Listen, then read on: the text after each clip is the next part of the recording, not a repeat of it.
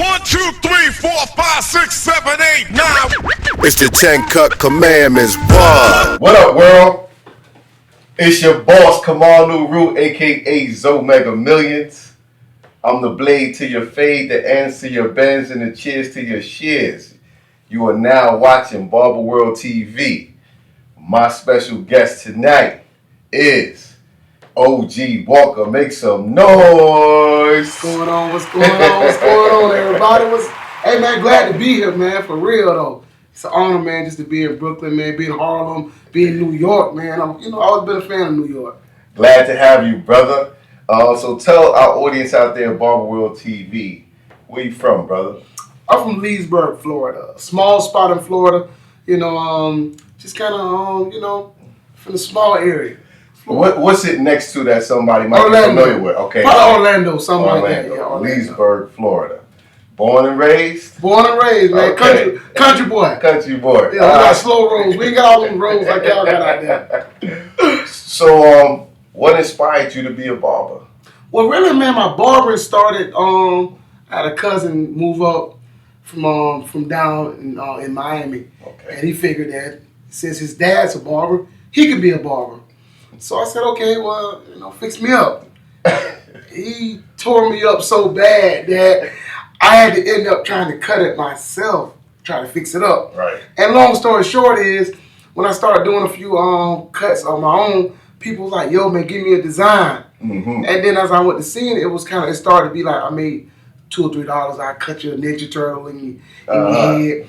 And then, though, I was making a little bit of money, and at that time, my dad wasn't around. So I was taking that money, and I was like telling my mom, like, hey, look, Mom, I made some money.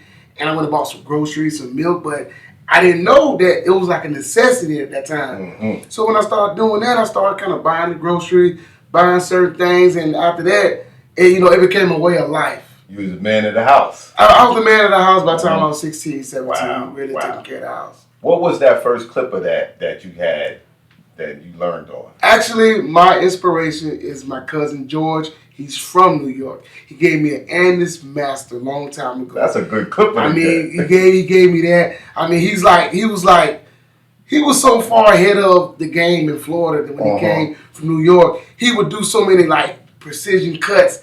And he gave me his Andes Master, like, yo, cousin, you go, man, keep those. I'm like, what? I was like, for real, cousin? Like, yo, cousin, man, he was so sharp back then that he gave me those masters. I really, I kept them. I still got them. I still got the frame of them, Right. Just as a, thank you. So while he was down there visiting for the summer? Yeah, he always just came through for the summer and stopped in. So around what year was this when you first started getting into the barbering?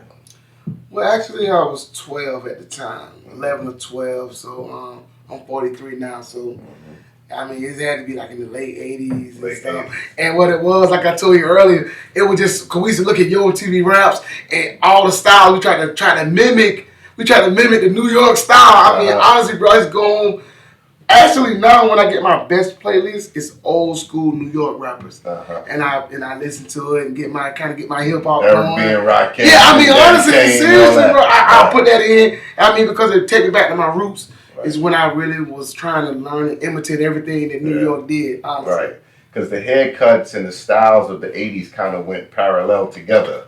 So I do understand that because the hip hop inspired a lot of the styles and trends, the clothes and the hair. Yeah. And I could dig it. And that was a dope time in barber game. Yeah. Doing all those flat tops and gummies. That's what New York was like. I mean, honestly, bro, we in Florida, we looked up to like, wow, man, look what they did in New York. I mean, that was like a dream. To still even be here to this day, still like, you was showing me, riding me through the town, showing me through the city. Right. And it's like, still like, dang, it's still cool just to ride through New York, you know what I'm saying? And just see it really for myself, So in the 80s when you were cutting in, I presume your house or whatever, what did you do to take you to the next level? Did you go to school? Did you work under a master barber? How did that go? No, actually, after high school, I decided to go to college. Okay. Because I felt like, where the uncle told me that barbering is not going to make money. You need to go to school. So I went to college. That lasted every bit of 6 weeks. Wow. So I ended up still cutting hair. So I said, well, I go to school, and I came back home. I told my mom, I said, Mom, I don't want to go to college. She was like, I don't know why you went over there anyway. So I stuck it out because I was already over there. So I stuck it out, came back home with the barber school. And so that's what kind of took me, get the license and things like that. So. Who was your instructor and what was the name of the barber school you went to? I went to cosmetology college. Okay. There was a lady named Miss Powers. And the thing that now, one of the mistakes I did make, I should have paid more. What was the name of the spot? Eustace Votech. It was a vocational school. Okay. And I didn't pay attention as much. I was like, I don't need this stuff. I'm hot. I know how to cut. Right. That was the biggest mistake I made. In what ways? Explain. Because I could have learned a lot more stuff. I could be way more ahead. I had to learn color. Certain shear techniques I still struggle. Certain things out that's coming back around about the waxing. I don't need to wax. I'm just cutting brothers. I don't need to wax. Now waxing is part of it. I didn't know how to wax. Certain things I just, like facials. That's been in my lady book for years. And we still ignore it. Now it's coming back. So that's what it was with that. Right. So you didn't take heed to all the things that you could have grasped while you were early, instead of just waiting till now it wrapped it back around and I had to relearn it.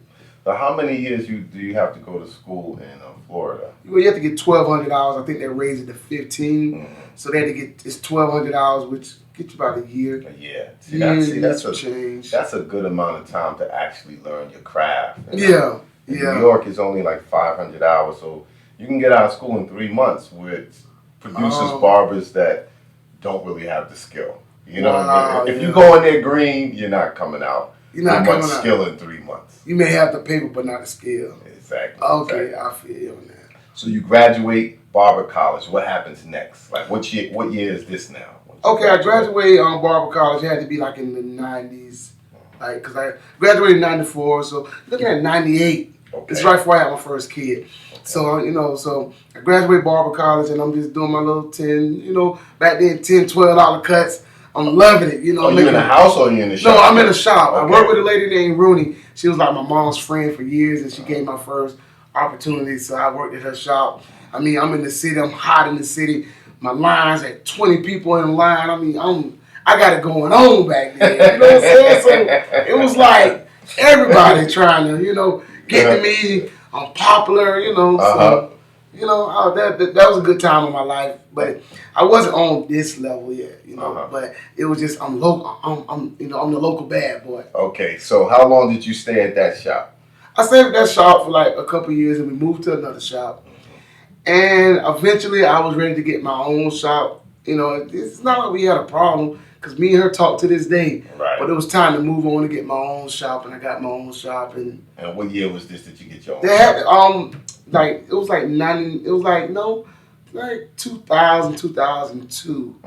It was after I had my first son and things like that. So I wanted to get my own shop, and I had a business partner named Dale Rachel, one of my, a young barber I linked up with back then, and we linked up, and I got the shop. He just worked with me. And what's the name of the shop? It was Precise Image. Precise Image. I only had two names, Precise Image and now Cutting Up. Cutting Up. Yeah. Okay. So how long did you have Precise Image? I had Precise Image about 6 years. 6 years. That's a good run. About 6 years. We had that one, and we moved to like a big shop, and we had a lot of barbers and hairstylists and things like that. So, So when I met you, I believe the first time I ever met you, it was probably some years ago, 6, 7, 8 years ago. Yeah. At the Bronner Brothers show. Yeah. And you were with Black Solutions. Yeah. And you were there hitting the line with the spray color, and I was I was like, this brother is dedicated, So tell me, how did you come in contact with Black Solutions and end up being I guess a platform artist? Well, what happened with Black Solutions? How I met them was, at this time I had just opened up Cutting Up, and I had a hairdresser. And he went to the show. And he said, "Yo, won't you come to the show Sunday?" No, this show was what, the premiere show? Premiere show. Okay, he said, "Won't you come Monday?" And I'm like, I don't do shows. I'm country good. I'm good. I don't need the shows. So he bought my ticket. Like, yo, I bought your ticket. I'm like, I'll give you money back. I don't want to go. So he acted, he was a half drunk. I bought you a ticket. You need to come and you need to, get out that little box. All right, bet. Came to the show, and I ran across Danielle, which is one of the owners, and she said, I got my cans of spray and whatnot. I'm like, all right. So I said, well, give me a can. So she sold me a can for like $5. Mm-hmm. I don't know if she even remember. Then I was walking around Major League Barber, and they had the high beams, and a kid was from the bottom. I said, hey man, it's some black girls got some spray over there. I don't know how good it is. So I took the guy back. I said, go ahead, buy some of this spray because it look like it's okay. Mm-hmm. And I told the girl, I said, look, I'm already bringing y'all clients. And she was like, because we ain't got no barber today. I wish I had a barber to show y'all how to use it. Mm-hmm. And I got my clippers on my back. Mm-hmm. I'm like, I didn't go for the opportunity, but I was like, if I get an opportunity to cut it all that up on me, I'm going to just die. Right. And they were like, yo, you want to, I did a little sprayed it up real quick. Mm-hmm. And then I did another. Then I had like a line of people when they coming for cuts, and I just had got on YouTube at the time. Uh-huh. So they were like, "Damn, you using that spray? So the owner, which name is Robin, mm-hmm. She's real aggressive. If she sees something's gonna happen, so she just called me to the corner. Come here. I'm like, yo, what's up? I thought I did something wrong. She like, are you going to Bronner? I have never been to Bronner at that time. Mm-hmm. I'm like, yeah, I'm going. She's like, all right, well, how about you come cut for us, and I'm gonna take care of your room. I'm gonna look out for you. I got you. I'm so excited, right? I want to just jump through the ceiling. But I'm trying to be like, yeah, okay, I feel you. All right, I'll be there. I'm like telling my wife, yo, I get to go cut it, Bronner. Uh-huh. And so they bought me the Bronner. What year was this? Do you remember? I don't know. Okay, my grandson's 8, so it had to be 7 to 8 years ago. Because I had never been to Bronner. That was my first year going to Premier and Bronner. So I did both of those in the same year. It had to be the same year that I met you. Mm-hmm. So I was at Bronner, and just excited. Like, man, I get to cut at Bronner. Mm-hmm. I was trying to cut the entire show.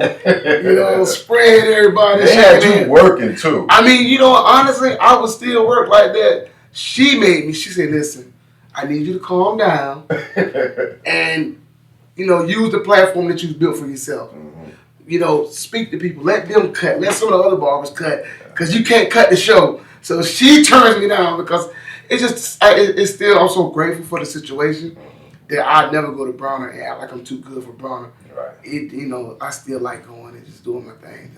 That's dope. For real. So tell me something about the company, if you know. Where did they originate and what inspired them to make this solution? Well, they originated out of Atlanta. Okay. I'm pretty sure because that's where they came from, Atlanta.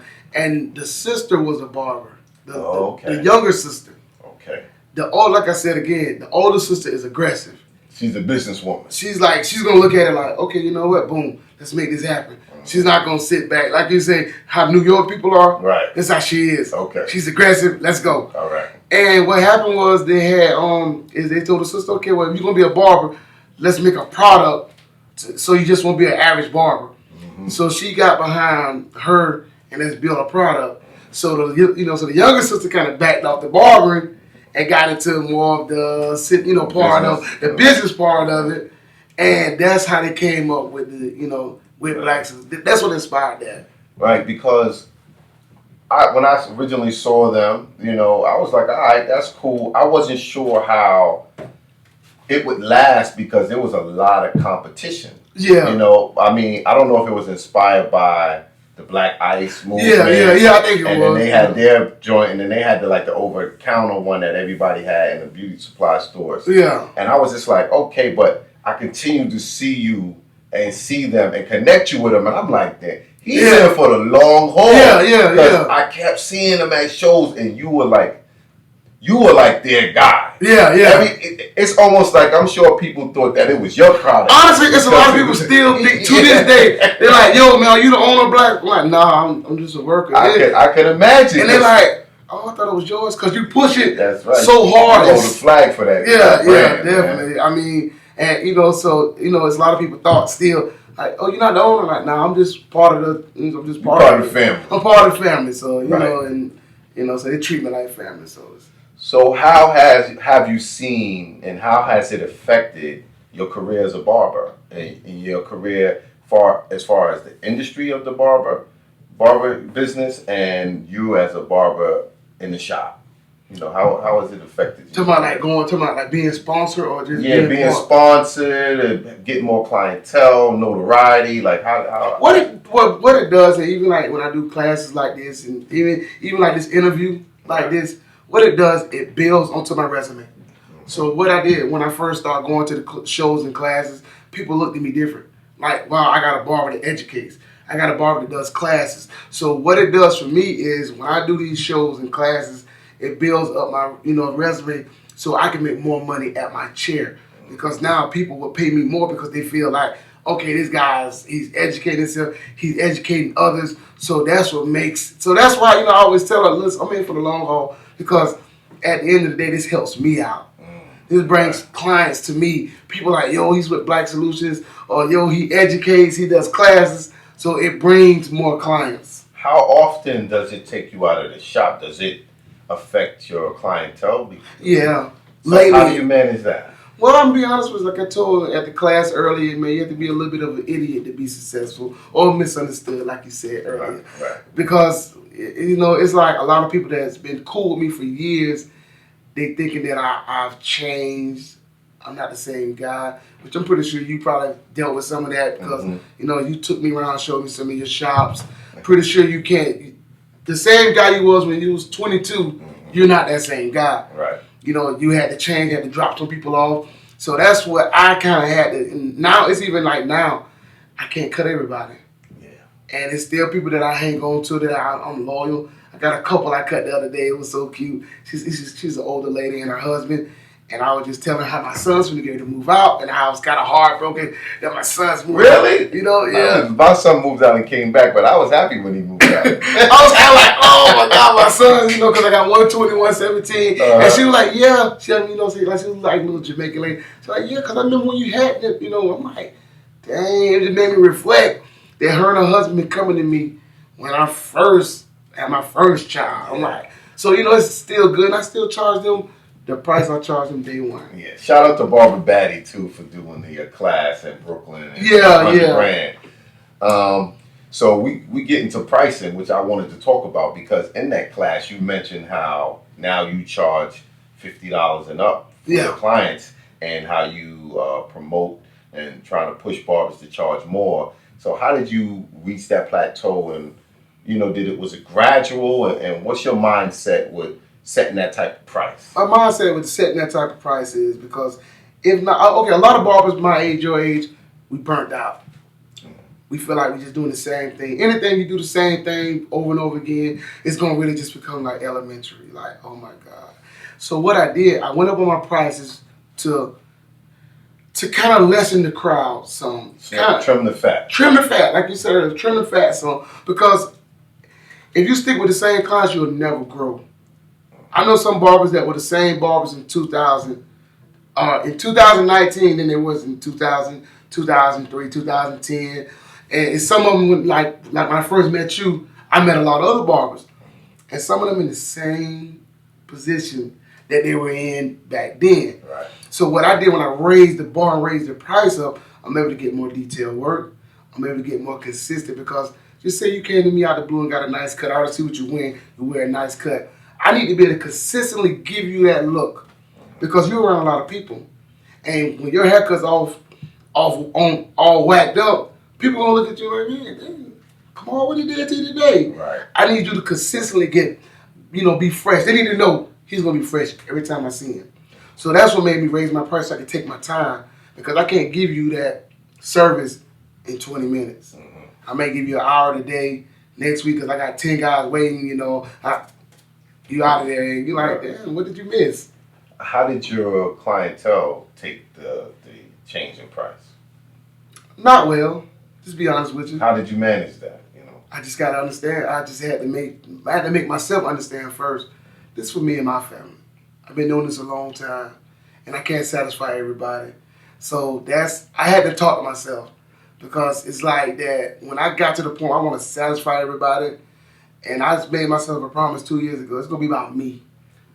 And if it's not about me, it's not about anything because I've been nice enough. And I got people that's really in my area that's really still upset, like with me, like they really don't like me. Like I don't like this guy because who are you to charge that much money?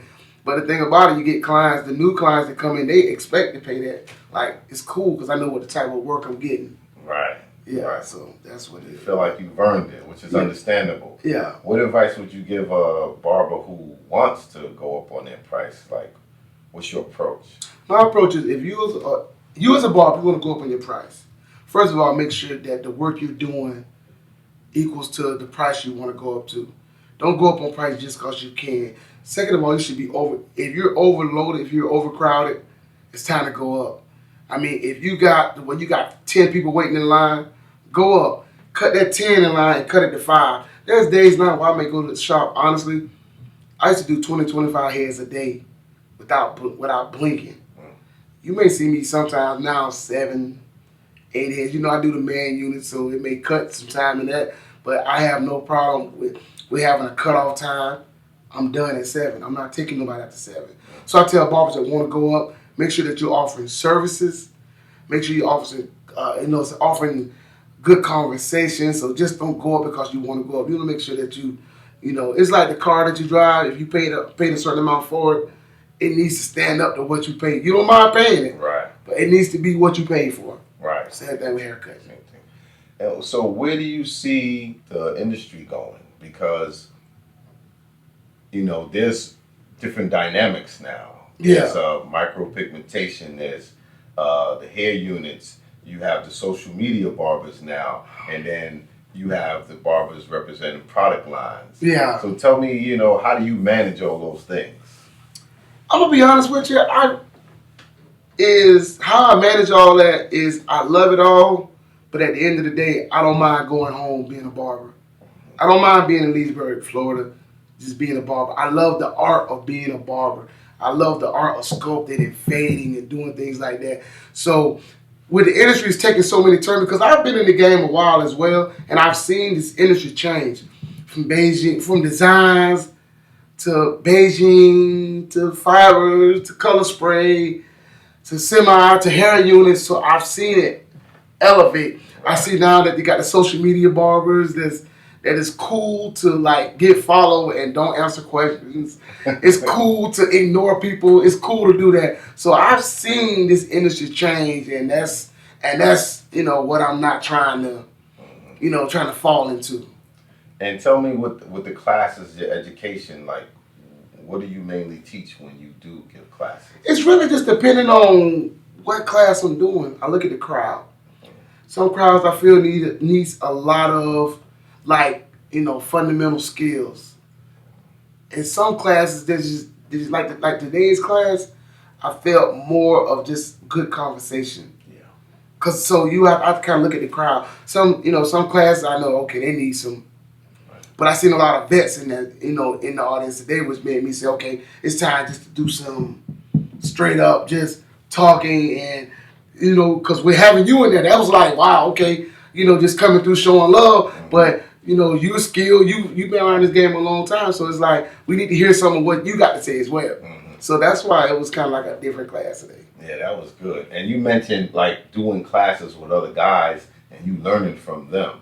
Oh yeah, that's a must. Yes. If I take it right now, we did a class together. There's something you doing that I want to see, and I want to know why and how and what made you do it. Even if it's just a conversation of how you manage all your shops, how you manage, Barber World TV. How'd you get started? Who sets up the cameras? Who does this? Why do you do it like that? I just want to know. Right. So I mean, even now, with me doing this interview, I'm impressed of your setup. I'm impressed how how you flow with your questions. Right. Okay, he doesn't break stride. Okay, I mean, it impressed me. So that's something that I will take with me. So I've learned something. Right. Yeah, right. That's it. How did you get your editing skills up? Because you shoot your videos, you do a really good job on Instagram, man. I'll be like, man, and you stay busy. Yeah. Even when you just giving some inspiration besides education. Yeah.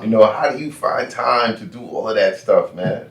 I mean, my thing about it is and my wife, I got a great wife, She really supports me. She really doesn't give me a lot of, like today she hasn't called maybe once just to make sure I'm good. But what I do is I feel like my days a week, like when it's time for me to work, I work. I get up in the morning, I go like to the gym like 7 o'clock, but then I don't go to the shop no more at about 10. But I'm doing my orders, I'm doing my red alert orders, I'm answering questions for Black Solutions, because there's certain people that want to inbox me about the product line. I'm going to answer questions, I'm going to make sure, then I come home some nights. I got one night I call phone night on Tuesday, where I get a barber, we'll chat it up, just talk with him a little bit. Just a regular barber, nobody special, nobody with no 20,000 followers, just a regular dude, regular lady. Hey, let's chat it, let's talk. And then some nights I come home, I edit, I do my videoing, and then, but so I'm working those days a week, but when I'm off, I'm off. Mm-hmm. Like I may take that Saturday night, I'm just gonna relax. Right. I may take that Sunday, I'm just gonna relax. Especially during football season. Especially during football season. What's your favorite show? Is your favorite convention or show? I got two. Okay. I like several. Tell me which ones and why. I like Sanford and Son. I mean, honestly, even back in the old shop when I was with Precise Image, I had the old VCR player, and even the barber that's with me now, he's like, I just come in that shop and like, there he is with this Sanford and Son again. Oh my God, I like Sanford and Son, and and I like South Park for some reason. I just like South Park. I go home at night, and I'm a gamer. I play Xbox, play Madden, I don't play that Fortnite stuff. I don't understand. I don't see how you have time, man. You shoot videos, you edit videos. Yeah. Okay, let's talk about the product line. That's what I'm talking about. How important, and give young barbers or veteran barbers some suggestions on how important it is to sell products as well. It's very important. That's the part that when we in school and they teaching that part of the class, and then we act like we don't need to hear that, and then that's the part that we miss. That's the part that's most important, because even if you're not a great barber, you may be an okay barber, but if you can make sales, you can talk to your clients well, you can make that cut go from, like you say, run up that ticket. The cut may only be 25, but I'm going to make you take something out of this shop that's going to help. I want you to believe that your hair's not going to be the same unless you buy this. The same products I'm using. Unless you use this. Right. It'll never look the same unless you use this. It's just sales. So as a young barber, if we get attached, because you may realize that you may become a better salesman than you are a barber. Yeah, there's some guys like that. There's some guys, we know guys like that. They're a great salesman, and they just okay barber, but they sell so good. It's like, wow, this guy sells good. So that's what you want, What's your favorite hair show to go to and why? My favorite hair show, honestly, I like Bronner, because it's a lot of history there. You know what I'm saying? And, that's like, man, I remember coming to the first Bronner, doing the 3 days, coming down those stairs at the escalator. I mean, bro, it's like, yeah, I'm finna get ready to, do my thing. I mean, it was, and to this day, I still enjoy it, because it's, it's just where I started at, and I met a lot of good friends there.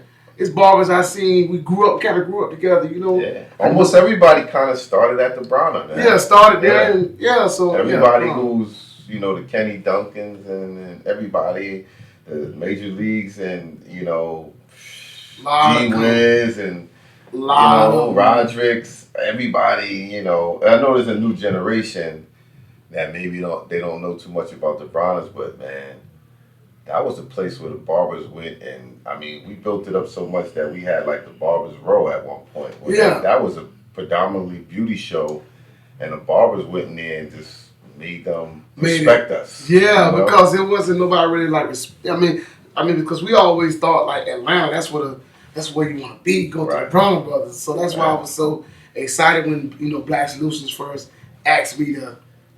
Come to Bronner. I was like, that's the big show. They had the barber battle there too, and all that. Oh man, that was great. Yeah.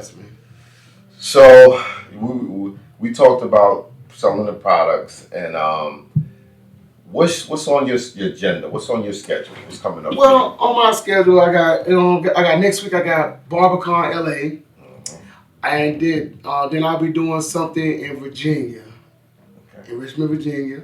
A hair show? Or It's like the same thing like I did today, like a small education class. And then we have one in Tampa with Black Solutions, and we have one we're doing in Charlotte, North Carolina, Black Solutions. And Black Solutions is busy. Yeah. I mean, we try to keep moving. We try to move at least one. And we got Bronner in New Orleans. New Orleans, I'll be there. Yeah, we got Bronner in New Orleans. So we try to stay moving this time of year. Yeah, we doing. I'm doing the international show in Dominican Republic. Okay. I'd love for you to come down and be a judge. That's October 11th, 12th, and 13th. Hey, sure. Hey, I'm good with that. Yeah. And but you have your own product. Tell us about your own product. Okay, what I made is called Red Alert. It's a mousse. Because what I do is I don't never make a product that's gonna conflict with Black Solutions. Because one thing about it, they've never made me feel like an outcast. That's why it's rare. It's rare that a barber rides with a company almost 10 years. Because somebody gonna cross somebody. Human nature, right? Somebody gonna really cross somebody. But honestly, like I always told the owner, before I be a crab or try to jump ship for $1 amount, I go home. Because I have no problem going home cutting hair. That's right. But so when I made the wrap lotion for barbers, I was mixing a lot of stuff together, and I could never get the same results because one, I'm not a chemist. Right. But the wrap lotion wasn't doing what I needed, so I went to somebody and we kind of mixed up something. I got it in bulk, and named it Red Alert. And I do that just to let other barbers know, man, you can do it too. Right. If you're doing quality work, I can sell barber water. Right. If I got quality work. Right. And I'm a people person. Right. So what exactly do you use it for? To explain its use. Okay, when you shampoo hair, and no matter what type of wave pattern you got, it comes loose. It doesn't look the same. It's all everywhere. Right. Like defining foam, that's what I call it, defining foam. It makes the natural pattern pop back. So it doesn't look like, because think about it, most people with waves, they don't want nobody washing their hair at the barbershop. Right. But I'm the barber that's going to wash the wave cut and make it look fresh because my foam and wrap lotion is going to bring it back. It's going to make it look back like trained, and it helps show out the blend lines. It's just something it's something I've always done with wrap lotion, and I just made a product to go with. I never make a product just to make a product, just to sell you something, just to make you buy. If I make something, it's something I use that we don't have in Black Solutions. And so how do you apply it? Okay, you can apply it 2 ways. Okay. After the shampoo, you can apply it to make the natural pattern pop back. If you're not the barber that likes the shampoo, you use a little bit still, and it makes it to, like, when you brush it in, it gives that polished look. Because you've been a barber a long time. You got some barbers that can get that polished look like it's ready for ready for TV. And you got some haircuts still look like they just a little rough around the edges. Right. That foam helps with the polishing. The finished look. The finished look like a brand new wax car. Right. Nothing better than a nice detailed car. Right. And it's a detailed car and it's a wash car. You can tell a car that just got washed. Right. But you can tell a car that got detailed as well. Same thing with haircuts. Got that shine on. Yeah, same thing with haircuts. You can tell somebody that just got a haircut or somebody that just really got serviced. Tell me about the feedback you get from your videos, because I see you put a lot of energy into your videos, and I also see them getting better. Yeah. You know what I'm saying? I watched the improvement. So what inspires that, and what kind of feedback are you getting? Do you find yourself having to answer a lot of questions after you do the videos? I love answering questions. Like when I do the ones when I stand in front of the camera and talk and just put out a little 60 seconds worth of, I get a lot of feedback from the young barbers because some of them want somebody to look up to. Right. And I know a lot of young barbers that are hot, but how can you stay relevant for 30 years? Yeah. You can stay hot for a second. You got to put in the work to stay relevant. Stay relevant for 20, 30 years. Yeah. So when I do the videos, and I really start doing them because, once again, I'm real petty when it comes to this. If you say I can't do it, I'm going to do it just to show you I can. So for me to get better with speaking, I started getting my camera and just kind of start getting more comfortable in front of the camera. Because at one time, if I did this video, if If I'd have did this at one time, I'd have been like just like nervous. Right. But I feel free in front of the camera now because as I do it more, I get more and more confident. Practice makes perfect, right? And I see you flow with it very well. I've always been comfortable in front of the camera. See, not me. The first year I did the show with Black Solution, they got me a little mic, and they was like, "Yo, you can talk while you." I got that mic and turned it off, click, and they were like, "Cut the mic on." I click. I'm not. She was like, I don't want to talk. So I was real nervous. I was like, now give me a mic. That's right. You're good. So who inspires you in the game? That's a good question. Mm-hmm. That's a good question. That's a good question. Okay, who inspires me in the game? As in, like, what? Who I motivate myself after? I don't know. It could be a barber. It could be a senior barber. It could be a young upcoming barber. It could be just in the industry. Like, what inspires you, or who inspires you? In the industry, who inspires me? All right, I really like, I like the guy up in Chicago, Moose. Moose the Barber, he's been precise for a long time. I like Andy Authentic. I got a little young kid. I just like his energy, Vic blends. And I got a lot of young barbers I like. Little kid named Bleak. Probably haven't heard from him, but he's lit, but he's just young. He's humble. So it's barbers. You know what though? When I look at barbers, I look at things that I can grab from them. Like one of my favorite barbers online, two of my favorite barbers on YouTube is Slim the Barber, and I like the guy Vic the Barber. If you haven't watched the Vic the Barber like YouTube, you're lost. Right. Honestly, Vic is one of the most fundamentally sound barbers I've ever seen in my life. Right. So I really like watching. You know what? I'll watch his videos sometimes just to get back to my fundamentals.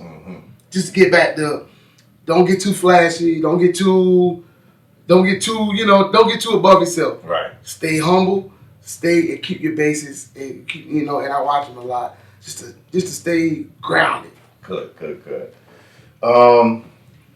Any advice for a young budding barber out there? Well, my advice to young barbers, don't get caught up in Instagram. I love Instagram. This is the way I'm able to meet and talk and, greet some people and inspire some people. But my thing about, like I was telling them today, stay in your lane. I can't look in your lane and see how successful you are and then get back in my lane and get down on myself. Man, come on, got 7 shops. Man, he got Barber's World TV. It'll kind of make me feel bad about what I got going on. Right. So a lot of young barbers, they do that. It's like peeking over somebody's fence in the neighborhood. I'm peeking over fences and I'm looking like, oh man, they got a pool, they got a big barbecue grill, and then I get back in my yard, I only got a above ground pool. But if you really just focus on what you got, be appreciative of what you got, right, and maximize what you got. Because I only got one shop, but I'm maximizing my one shop. That's right. So time will tell as well. I think what social media might do is, realize some of these guys that are successful and girls that are successful, you don't know the backstory. That's what Barber World TV is about. They put in a lot of work.